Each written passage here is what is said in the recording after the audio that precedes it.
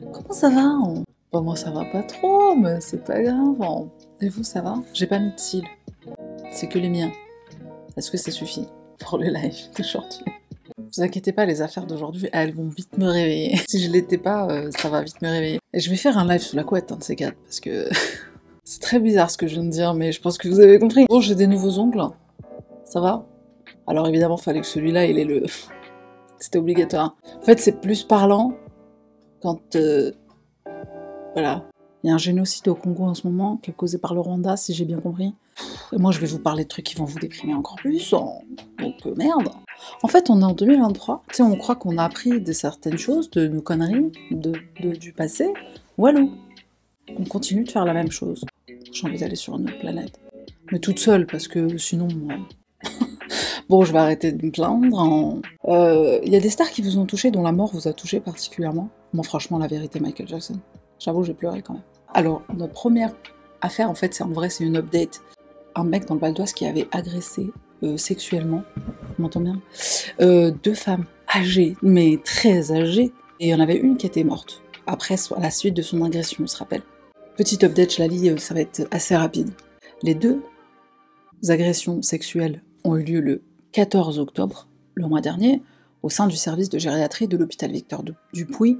Le suspect a été laissé libre sous contrôle judiciaire. Une femme de 95 ans, victime d'une agression sexuelle dans un hôpital d'Argenteuil dans le Val d'Oise, est morte 4 jours après les faits, a appris le Figaro de sources policières. Ce décès intervient après celui d'une autre patiente du même service, âgée de 93 ans, morte quelques heures après avoir été, elle aussi, agressée sexuellement. Les deux dames qui ont été agressées, il y en a une qui est morte le jour même. Et l'autre, elle était vivante. Donc moi, au moment où j'ai parlé de cette affaire, elle était encore vivante, la dame. Et c'était des attouchements. Lui, il l'avait... elle, il l'avait pas pénétré, mais il l'avait tripoté avec ses doigts et tout. Je crois qu'il y avait pénétration digitale. Sans me rappeler du mot digital. Samir B., 44 ans, a été interpellé et placé en garde à vue samedi 14 octobre à Argenteuil, après des suspicions de viol sur ces deux nonagénaires au sein du service de gériatrie de l'hôpital Victor Dupuy. Pourtant connu des services de police pour des agressions sexuelles précédentes, le suspect avait été laissé libre sous contrôle judiciaire par un juge des libertés et de la détention lundi 16 octobre, dans l'attente de son jugement qui doit se tenir le 16 novembre prochain. Le mec est en contrôle judiciaire. Contrôle judiciaire, ça veut dire, si je ne me trompe pas, il existe peut-être différentes formes de contrôle judiciaire. Celle que je connais, c'est que tu dois pointer en fait au commissariat, genre tu donnes un jour dans la semaine et un horaire, t'as intérêt à les respecter sinon ils viennent te chercher direct, et donc mettons que tu prends le mercredi à 9h, tous les mercredis à 9h tu dois aller au commissariat près de chez toi, pointer, tu signes, bonjour c'est moi, tu signes et puis tu repars, c'est tout, ça prend 5 minutes, et donc le mec c'est ce qu'il doit faire en attendant son procès qui a lieu le 16 novembre, déjà je suis choquée qu'il soit sous contrôle uniquement, alors qu'il y en a une qui est morte et la deuxième aussi maintenant. Donc ça fait quand même 2 décès qui sont probablement causés par les agressions. En tout cas, pour au moins celle qui est morte le jour même, quand même, tu crèves pas le jour même qu'il t'arrive un truc comme ça, même si t'as 93 ans. Mais je me demande si c'est pas par rapport à l'âge, justement, où ils se disent, bon, comme elles étaient âgées, est-ce que tu peux totalement mettre la mort de ces personnes suite à une agression sexuelle? Parce que c'est vrai, qui meurt juste après une agression sexuelle? Bien sûr, un choc, ça peut provoquer ça. Vous vous rappelez de l'épisode de Scrubs où y a une patiente qui est traitée, et en fait, elle a le syndrome du cœur brisé. Genre son cœur est en train d'arrêter de marcher bien, quoi, parce que, en fait, son fiancé, elle était fiancée, et son fiancé était mort, un truc comme ça. Et c'est un truc qui existe vraiment. Genre, tu peux vraiment mourir d'un cœur brisé, ou d'un choc. Bon, on y va pour la prochaine affaire, alors celle-là, elle va me réveiller. Des fois, je me dis, bon, j'ai pas trop envie d'aller en France pour les affaires criminelles, moi j'aime bien voyager, t'as vu? Mais alors celle-là, mort d'un professeur de philosophie à Lille. Son amant, gigolo, condamné à 20 ans de réclusion criminelle. J'étais obligée de parler de cette affaire. L'homme de 34 ans était jugé depuis lundi à Lille pour des violences ayant entraîné la mort de celui qui l'entretenait, un professeur de philosophie retraité de 69 ans. Les faits datent de 2019. Oh, je n'aime rien dans cette phrase. Le verdict est tombé après plus de 2 heures de délibéré, à l'issue du procès de Marek F., soupçonné d'avoir joué un rôle dans la mort d'un ancien professeur de philosophie retrouvé sans vie chez lui à Lille en 2019, les jurés ont décidé de le condamner à 20 ans de réclusion criminelle mercredi soir. L'homme âgé de 34 ans a été renvoyé devant les assises depuis lundi pour violence volontaire ayant entraîné la mort sans intention de la donner. Le 15 mars 2019, Jean-Pierre Maillot, l'homme de 69 ans, qui l'a entretenu et hébergé pendant 10 ans, est retrouvé mort. Mais c'est plus de l'entretenariat là, vous êtes ensemble quoi, non? C'est un couple, hein. L'homme qui l'a entretenu et hébergé pendant 10 ans est retrouvé mort à son domicile, asphyxié, après avoir régurgité un cocktail d'alcool et de médicaments. Il est décédé 4 jours avant ses 70 ans. La victime avait rencontré l'accusé en 2009 et vivait depuis sous son emprise. Ah bon? Et si le sexagénaire ex-enseignant au lycée Fédherbe de Lille est bien décédé par asphyxie, des experts ont noté sur son corps la présence d'ecchymoses, laissant penser qu'il avait été battu avant de succomber, d'où le renvoi de Marek F. devant les assises lilloises cette semaine. Il reconnaît une escroquerie, mais nie les violences. Selon nos confrères de La Voix du Nord, le trentenaire n'a montré aucun signe d'empathie à l'égard de celui qu'il dit ne pas considérer comme un amant, mais plutôt comme un père. Oh la vache, mais c'est dégueulasse ton truc. D'après ses dires, les ecchymoses retrouvées sur Jean-Pierre Maillot sont liées au moment où il a découvert le corps et a décidé de le transporter jusqu'à son lit en attendant l'arrivée des secours. Tu voulais le mettre au chaud? C'était pourquoi le transport là? What the fuck, comme un père, non mais... En général, ton père, tu fais pas du sexe avec lui. En général. Par contre, être entretenu jusqu'à l'âge de 34 ans par son daron, ça c'est déjà vu. Au cours de l'audience, Marek F. a seulement reconnu des faits d'escroquerie, admettant avoir retiré 500 € avec la carte bancaire de Jean-Pierre Maillot après avoir constaté sa mort. Si sa défense a plaidé la relaxe au bénéfice du doute et que l'avocat général a requis 16 ans de réclusion, les jurés sont allés au-delà en le condamnant à 20 ans d'emprisonnement, ainsi qu'à une interdiction définitive du territoire français. Ah bah donc il doit retourner dans son pays. Mais alors, c'est quel pays? J'aurais bien voulu voir la tête du gigolo. Alors on est d'accord, un gigolo c'est une pute masculine, c'est ça? Quand on dit gigolo, ça veut dire qu'il faisait des choses sexuelles, qu'il le voyait comme un père, excuse-moi, hashtag le Nord, vous êtes méchant. Je me désolidarise de ce que vous dites. Oui, c'est un pute. Moi j'aimerais bien qu'on masculinise le mot pute. Mais ouais, mais gigolo, c'est vrai, t'as raison, c'est un taf en fait, ça veut dire que c'était peut-être son travail. Et ça paye bien en plus, de ce que j'ai compris. Ça paye bien un gigolo ou pas? Ça paye bien, mais ça dépend pas de beaucoup de choses. Bon, t'as pas la sécurité sociale, mais quand même, c'est un travail. Ça dépend des clients, ça dépend des prestations que tu offres. En Belgique, c'est reconnu, oui, comme aux Pays-Bas. Donc ils ont la sécu en Belgique. Les gens qui font ce métier, ils vont le faire. Hein, qu'il y a la sécu ou pas. Bah, donc du coup, si tu les protèges quand même un minimum, ne serait-ce que par rapport aux femmes qui se font tabasser et tout, il y a beaucoup de tueurs en série, quand ils veulent s'en prendre à des cibles faciles, ils vont qui? Ils vont aux putes. Hein, voilà, donc... Bon allez, on continue, on va y aller pour une prochaine affaire. Après le double meurtre d'un homme et d'une femme dans une maison de Fairfax, la fille au père, employée par l'une des victimes, vient d'être inculpée. Mais l'enquête autour de leur mort reste encore remplie de mystères.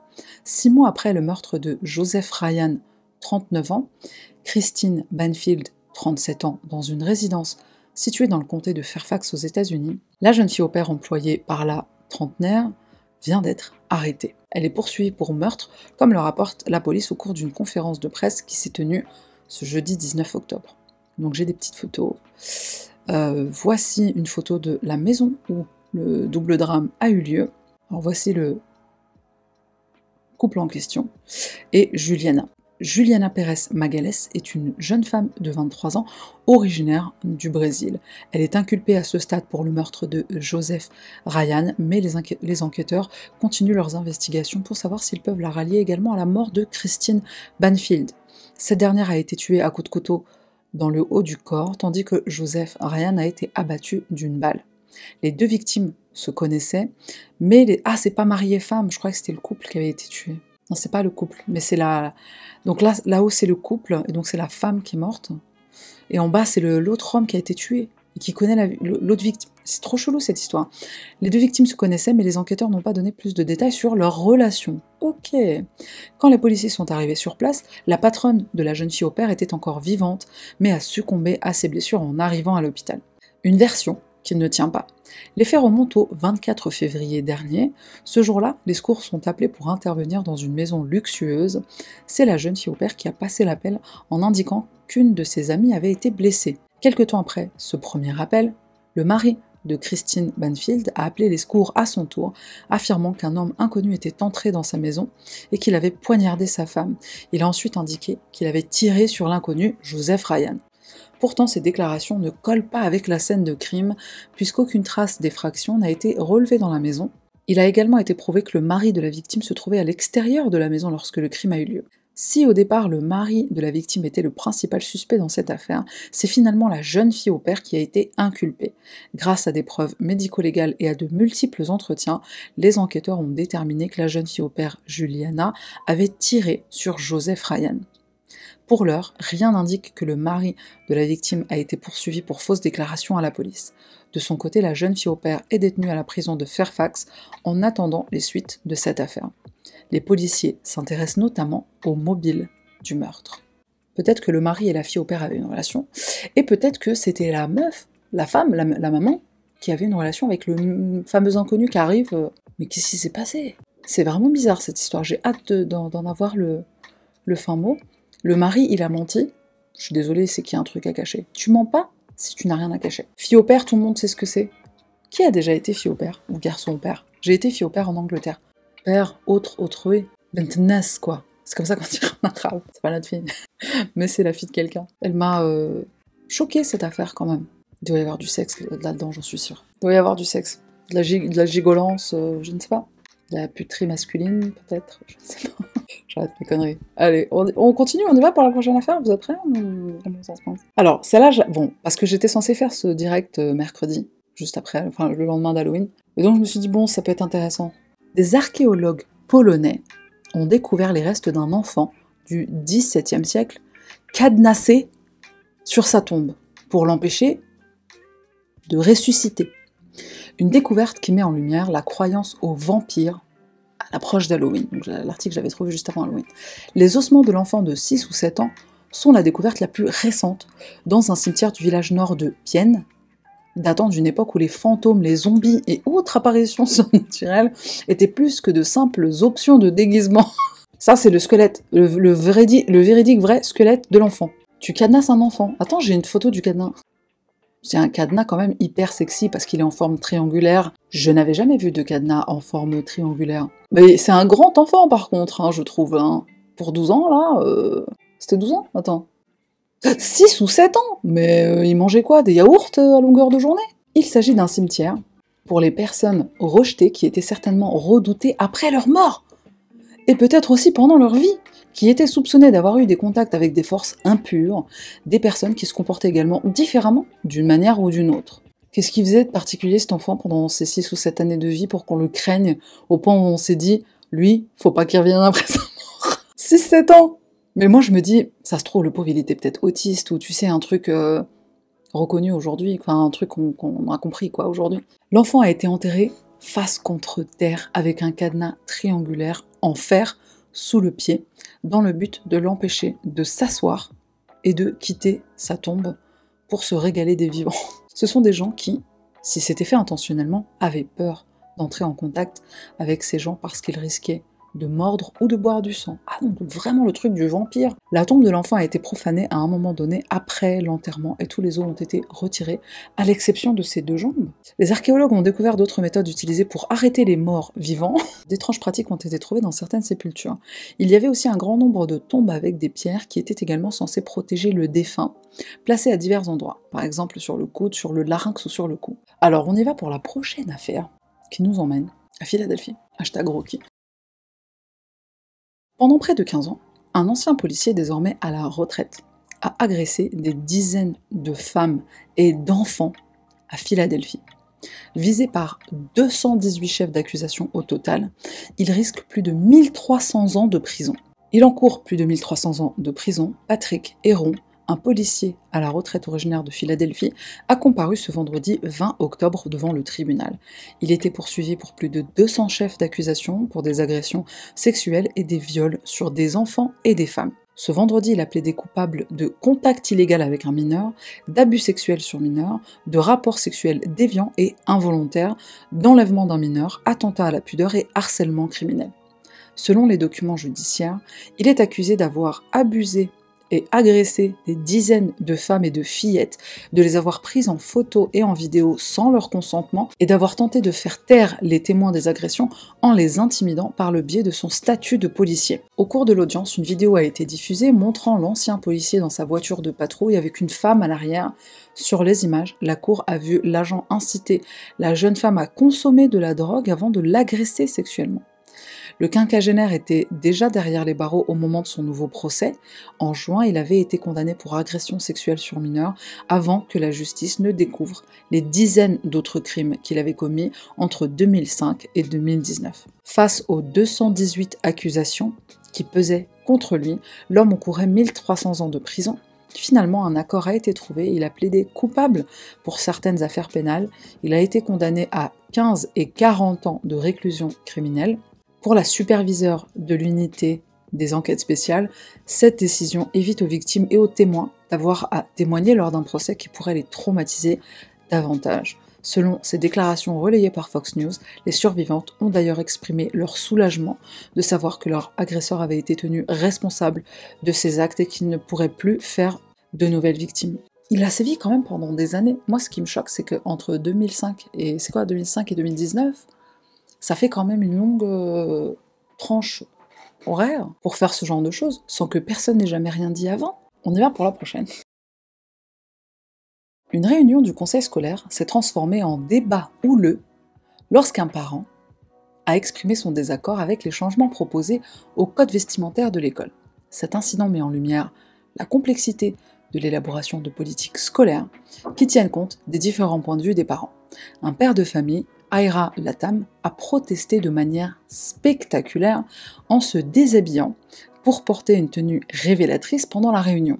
Il a voulu illustrer ses préoccupations concernant le code vestimentaire proposé en déclarant « Selon la politique proposée, cette tenue serait appropriée dans une salle de classe. » Et alors du coup je te montre une photo.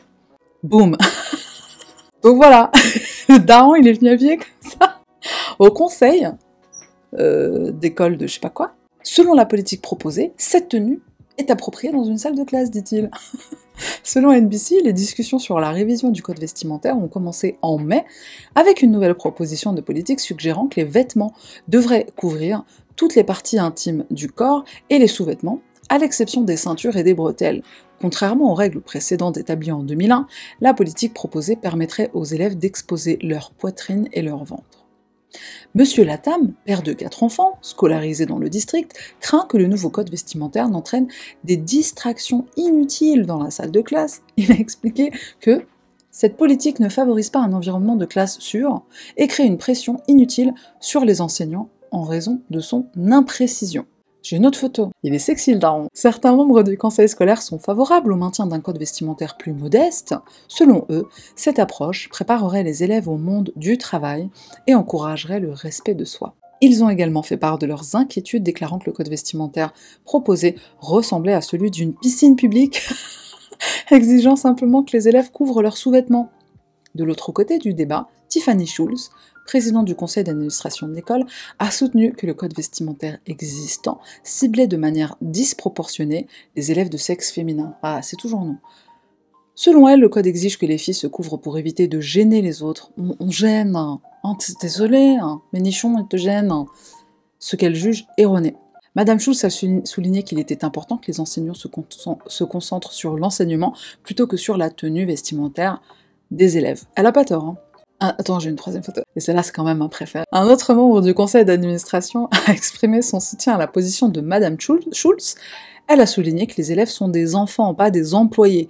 Ils devraient avoir la liberté de s'exprimer dans des limites raisonnables.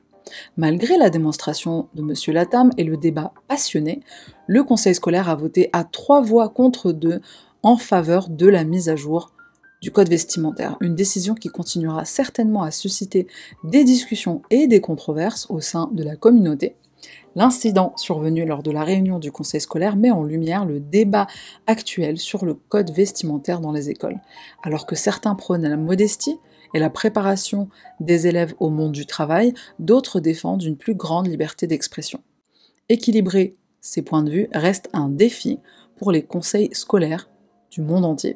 Faut quand même tirer le chapeau à ce papa de 4 enfants qui leur a foutu la honte à vie. Mais il le porte bien. Alors imagine-le que là, il est en train de dire « Vous trouvez que cette tenue, elle est normale pour vous ?» Non, cette tenue, elle n'est pas normale. Ça, c'est normal, vous trouvez? Je ne suis pas d'accord. Non mais la pose avec les mains comme ça, elle m'a tué de rire. Son jean est trop sexy. Cette photo, je veux la mettre en fond d'écran sur mon téléphone portable. C'est qui ce mec? Quelqu'un que j'admire.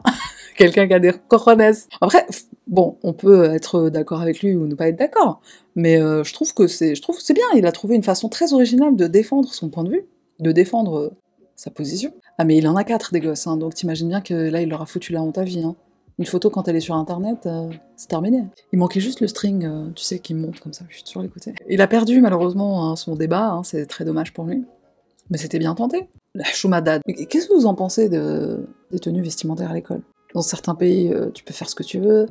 Dans d'autres pays, t'as pas le droit de mettre des robes. Dans d'autres pays, t'es obligé de mettre un foulard. Alors on y va pour la prochaine affaire. Un homme de l'Utah aurait déclaré à la police qu'il a tué le Terminator après avoir été arrêté couvert de sang, après avoir battu à mort un sans-abri. La police a déclaré que William Bradley se livrait à une consommation excessive de méthamphétamine lorsqu'il a tué un inconnu de passage dont le corps, brutalement battu, a été retrouvé dans un appartement de Salt Lake City vendredi dernier. La police a été appelée aux appartements de l'école Jefferson près du centre-ville vers 13h le 10 avril, après qu'un gestionnaire immobilier ait signalé le vol d'une voiture de golf. Bradley, 54 ans, avait du sang partout lorsque les autorités l'ont arrêté. Photo. Ça c'est Bradley, voilà. L'homme de 54 ans a déclaré aux policiers qu'il avait combattu le Terminator et l'avait tué, selon la déclaration de cause probable obtenue par Oxygen.com, faisant référence au cyborg futuriste interprété par Arnold Schwarzenegger dans le film de 1984, The Terminator. Lorsque M. Bradley a été approché par des policiers, il se trouvait avec une voiturette de golf. Les policiers lui ont demandé ce qu'il s'était passé et il a déclaré qu'il s'était battu avec le Terminator et qu'il l'avait tué. Lors de l'inspection de l'appartement de Bradley, les enquêteurs ont découvert le corps de Robert Carter, 58 ans. La police soupçonne qu'il a battu à mort le sans-abri à main nue. C'était assez brutal, mais aucune arme n'a été utilisée. En entrant, le policier a vu le corps de l'homme sur le sol couvert de sang. C'était extrêmement violent, dit-il. Les deux hommes n'avaient aucune relation, ne vivaient pas ensemble et ne se connaissaient pas, a déclaré le porte-parole de la police. On ne sait pas comment le cadavre de Carter s'est retrouvé dans l'appartement de Bradley. Nous pensons qu'au moment du meurtre, il s'agissait d'une personne sans abri, mais une enquête est toujours en cours pour savoir pourquoi il était avec William Bradley. Ils ne sont pas partis ensemble et il n'y avait aucun lien entre eux d'une manière que nous pourrions trouver. Donc c'est vraiment un mystère de savoir comment ils se sont retrouvés ensemble dans le même appartement. Bradley a été arrêté parce qu'il était soupçonné de meurtre et emmené dans un hôpital où il a agressé le personnel de l'hôpital et a été mis sous sédation en raison de son comportement violent. Il est devenu très combatif, explique le policier. Les médecins soupçonnaient que Bradley consommait de la méthamphétamine et n'avait pas dormi depuis des jours. Il a ensuite refusé de rester éveillé pendant son interrogatoire par les détectives. Il s'est endormi dans la salle d'interrogatoire. « Je refuse de rester réveillé. » Bradley a également été arrêté pour 5 chefs d'accusation d'agression, notamment des attaques présumées contre un policier, un médecin urgentiste et des gardes de sécurité. Aucune accusation formelle n'a encore été déposée contre Bradley, cependant les procureurs ont confirmé que son cas était en cours d'examen actif. Mais la méthamphétamine, apparemment, elle est surnommée la cocaïne du pauvre. C'est une version Lidl du Coca-Cola. Tu sais, c'est le soda Lidl que tu bois quand t'es vraiment en détresse financière, quoi. Celle de Monsieur White, elle te rend un génie, presque. C'est pas le crack, la coke du pauvre? Ah bah, je ne sais pas. Je ne suis pas une experte, en fait. Qui connaît c'est les drogues et tout? Justin, you're gonna take a shower? Okay. Of course, baby, it's okay. But then you go buy some croissants. Hein. Qui a déjà essayé des trucs? Soyons dans la confidence. Je mettrai pas sur la vidéo, vous inquiétez pas. Je suis pas une boucade. Alors Justin, hurry up, hein, parce que là, can I turn the camera so we can watch you shower at least? Bon, je vais tourner la caméra pour vous montrer. I'm just kidding. Bah you said yes, hein. Excuse me, hein. Yes means oui in français. Et j'ai pas de porte dans la salle de bain, c'est pour ça qu'on entend, je suis désolée. Reparlons de drogue, là, c'était plus intéressant que mon mari à poil. Donc bon, Bradley, on avait terminé ou pas ce qui s'est passé pour Bradley? Il est détenu sous une caution de 1 021 000 $. C'est quand même beaucoup d'argent, hein. Ah bah c'est une caution à la hauteur de son... J'ai tué Terminator. Bon, on y va pour la prochaine affaire, alors celle-là, je n'ai pas les mots. Une femme du Nevada affirme avoir abattu son colocataire dans un acte de légitime défense contre les esprits entourant son corps. Elle a été condamnée plus tôt cette semaine. Kiana Hawkins, 30 ans, a été condamnée de 11 à 28 ans de prison dans le système pénitentiaire du Nevada pour le meurtre d'André D. Smith, 49 ans, qui a reçu une balle dans la tête dans leur appartement du nord de Las Vegas le 3 mai 2019, selon le bureau du coroner du comté. La mort a été considérée comme un homicide et Kiana a été arrêtée le lendemain du meurtre. La police du nord de Las Vegas a été convoquée à la résidence à 11h30 après que Kiana ait appelé le 911, disant au répartiteur d'urgence qu'elle avait trouvé sa colocataire morte. Elle affirme que lorsque... Comment elle s'appelle? C'est quoi son prénom? André. Ah ouais, c'est André féminin, ok. Elle affirme que lorsqu'André est arrivé chez elle à 4h30 du matin, des esprits sont arrivés avec elle, dont l'un qui est sorti de son corps selon un rapport d'arrestation. Elle a affirmé qu'elle avait tiré sur un esprit et non sur André, en état de légitime défense. Bien que les détectives aient noté dans leur rapport qu'elle pourrait souffrir de troubles mentaux, Kiana a été évaluée et jugée apte à subir son procès en juin. Elle a plaidé coupable et a conclu un accord de plaidoyer pour l'accusation de meurtre. Kiana a comparé ses expériences aux premières heures du 3 mai à un jeu vidéo de réalité virtuelle. Après s'être réveillée le matin, elle était consciente de sa réalité et savait que sa coloc était morte.